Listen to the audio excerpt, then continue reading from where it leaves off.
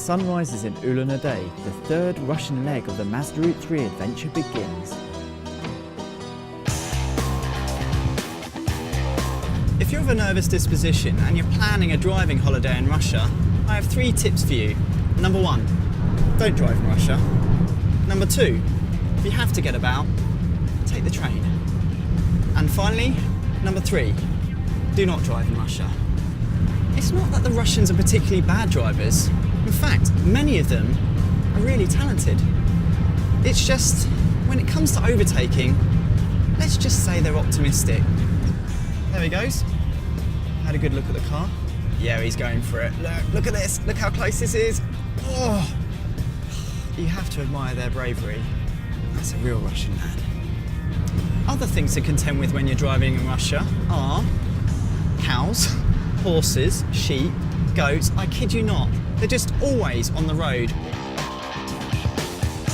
For the first time in 4,500 kilometres, we're in a traffic jam. We've got a spectacular view of the Trans-Siberian Railway behind, and Russia knows how to do trains. I've just counted, wait for this, 72 carriages being pulled by 2 engines. That's enormous! So since we've been in Russia, we've seen pretty wild driving at times, but so far we haven't seen an accident until now. We've just come round the corner and there's an HGV just over there lying on its side. I can only imagine that he just came into the corner too fast, but luckily everybody's okay. But it just goes to show that these roads do not suffer fools.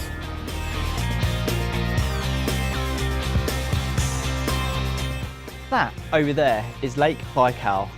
Now, I should be telling you that that is the world's largest lake, has 1/5 of the world's unfrozen pure water, has a biodiversity unmatched by any stretch of water. But I've just heard the coolest thing. Divers out there have seen space aliens underwater, 5-metre talls, iridescent creatures. How cool is that? We're not the only one enjoying our drive in the Mazda Route3. To experience Siberia in the summer is just phenomenal. Last year I was here in Siberia in the Balkai doing a race. It's over 250k running over the ice in winter, not in the summer. We had like minus 25 to over 30 plus strong winds. So it's a completely different view. It's massive and beautiful, you know. And it's just, I mean, the roads here in winter are just covered with ice and snow. The trees, everything is just white. And now in summer, it's just phenomenal. So far so good on the third Russian leg of the Mazda Route3, as all the cars survived the very worst Siberian roads can throw at us.